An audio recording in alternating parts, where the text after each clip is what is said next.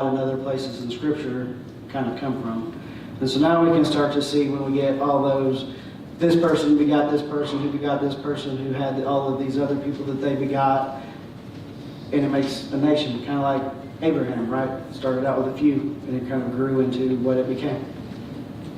And you can see that kind of a thing at a family reunion if you go, right? You got grandparents who had kids, who then had kids that gave great-grandkids, right? So it just spreads out, and that's kind of how that goes. Any thoughts on those before we move to a few other names? Maybe start getting into something you've heard of a little bit.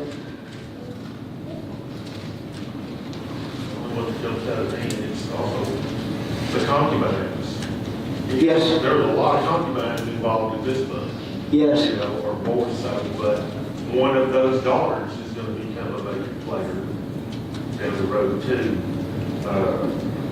The last one, Ashon, because she's going to be the reward for one of the warriors that later battle. And what a thief, they say, OTH,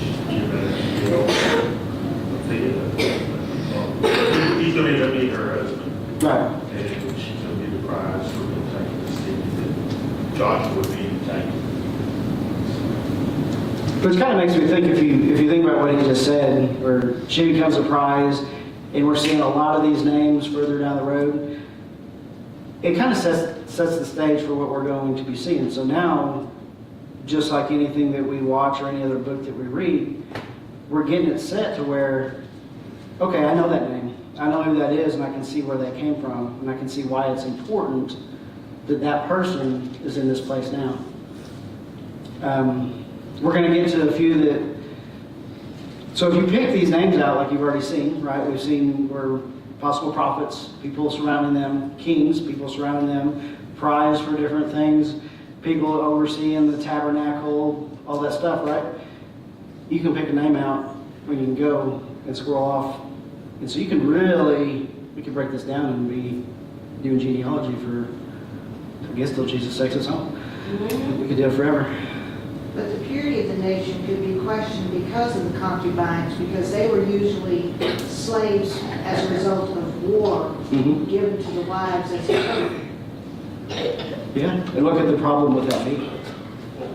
Well, I mean, it was accepted just like polygamy was looked at other way, because that wasn't God's plan. I mean, from the beginning, God's plan was one man, one wife. So it might have been accepted by the people, but that was never God's plan. It was God's plan, and you can't really hope that it's going to be something other than what it is. Yeah. It's a sin. And that the purity of the nation and everything, does that play well for them later? Same as Ishmael. Yeah, same as Ishmael, right? So we see that when we go against what God says to do, then we can, you know, I don't think that's the point you're making, I like it. Yeah, the question calls into question of purity, but to me it's like, now I can see where we've strayed from God, and this is what we've done, and God said no. God's plan wasn't for Ishmael to arrive, but Ishmael was blessed with 12 tribes, and we're still finding those 12 tribes Yes. today. Yep. Any other thoughts on these names before? I'm going to read these first 9 and then we'll break them in half briefly. You guys ever heard of a man named David? There's one that we know, and I can say that name. Yes. Yeah, then they kind of went off again a little bit. So these are going to be his descendants a little bit.